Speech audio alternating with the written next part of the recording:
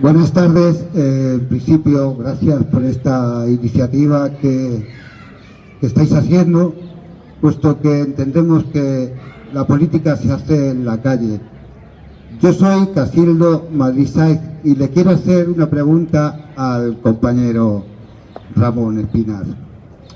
Vamos a ver, Ramón, ¿cómo podemos entender esta línea política si no pensamos que tenemos un orden mundial y una geopolítica en la cual dependemos de un sistema económico, dependemos del TISA, del TIF?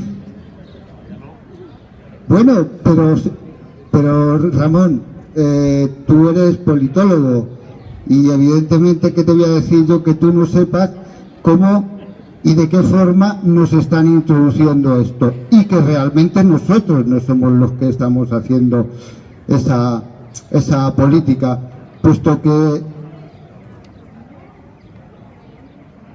llegar al poder, pues sabes perfectamente lo que ha pasado en Grecia. Ellos nos tratan como personas o como vacas que damos leche. Si realmente a este personaje que tenemos le están haciendo recortar el BCR, le está haciendo recortar, porque no es el Banco Europeo, es el BCR, los recortes económicos, si nos cortan la leche, ¿qué hacemos, Ramón? Gracias por esta iniciativa.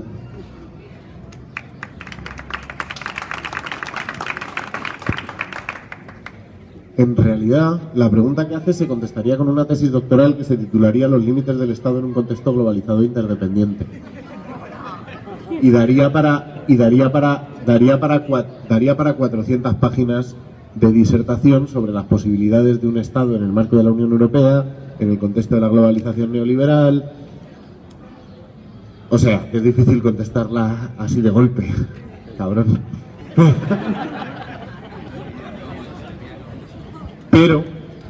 Pero no estamos mirando hablar de periodismo. Yo te diría que... sí, pues nada, ya, portada mañana. Bolivarianos y populistas pactan la ruina de España mientras insultan a la gente en sus procesos de rendición de cuentas.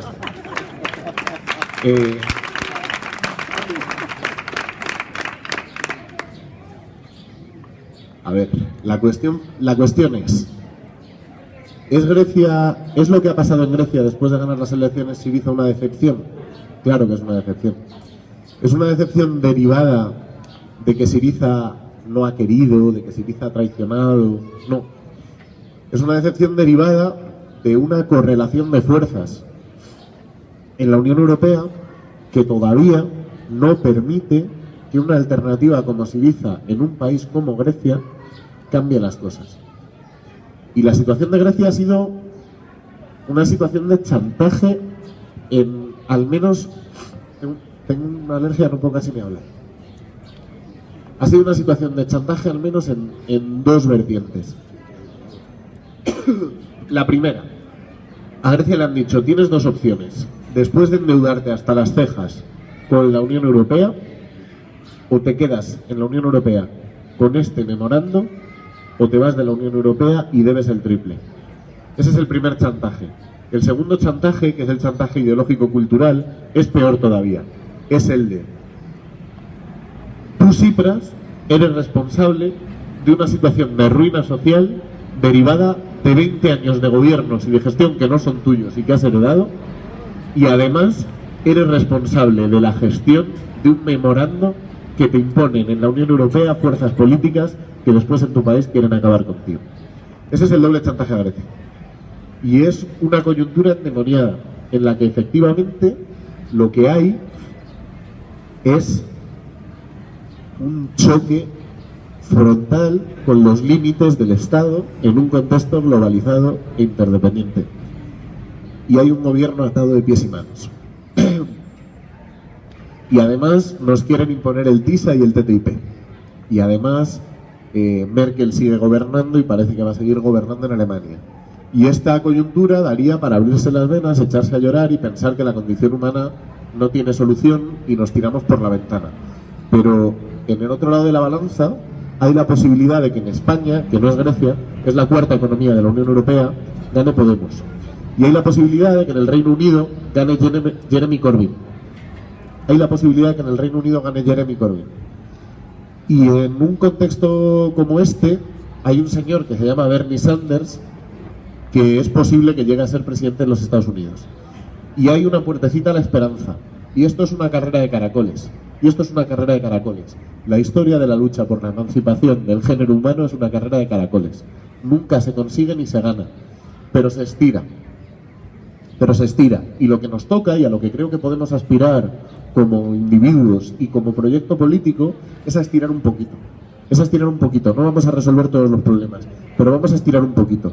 Y yo creo que si conseguimos que además de Grecia, con Syriza, en el contexto europeo, haya un Podemos en España, que no es Grecia, que es la cuarta economía de la Unión Europea, vamos a ser capaces de hacer con los partidos socialdemócratas europeos lo mismo que hemos hecho con el Partido Socialista en Madrid, en Barcelona, en Cádiz, en Ferrol, en Santiago de Compostela, en Coruña o en Valencia, que es obligarles a girar hacia posiciones de cambio y obligarles a atreverse, porque antes no tenían una espada de Damocles que ahora sí tienen sobre la mesa. Yo creo que quien piense que los partidos socialdemócratas se entienden con nosotros porque les gustamos, se equivoca.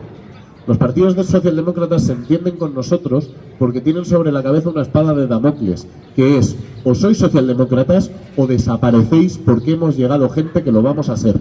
Ese dilema en el que se debaten es un dilema en el que no se debatían hace 10 años. Luego la situación en la Unión Europea es mucho mejor.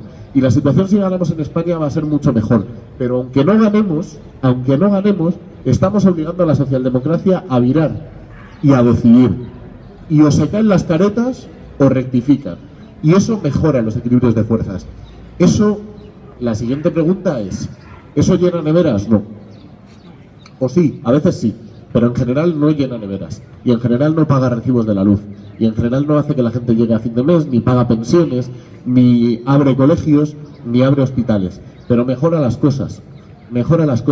Y yo creo que hay un error de la vieja izquierda que no hay que repetir nunca, que es ser tan arrogantes como para creer que cada generación va a ser la de la lucha final. La lucha final no es nunca. La lucha es todos los días. La lucha es de todas las generaciones y la lucha es la que te toca en el contexto en el que vives. Y te toca estirar de la cuerda para que haya más derechos para la mayoría social en el contexto particular en el que vives. El que a nosotros nos ha tocado es probablemente mucho más aburrido que otros contextos. A mí me hubiera gustado que me tocara estudiar en la universidad en mayo del 68, pero me tocó estudiar en la universidad en los años de Pilar del Castillo como ministra de Educación. Pues te jodes, es más aburrido, pero es lo que hay.